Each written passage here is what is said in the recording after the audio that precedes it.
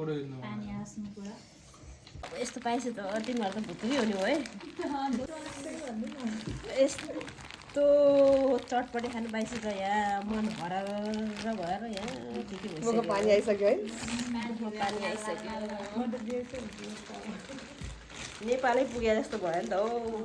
thank you है श्रीमतीज्यू अब lemon कति भयो खट्टा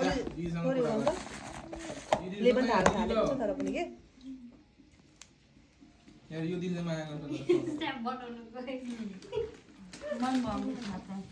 नाम त पनि जाने सबै पारेर है मुखमा कस्तो पानी आइसक्यो कस्तो पानी खाने गराइ हुन्छ के भिडियो पानी आइसक्यो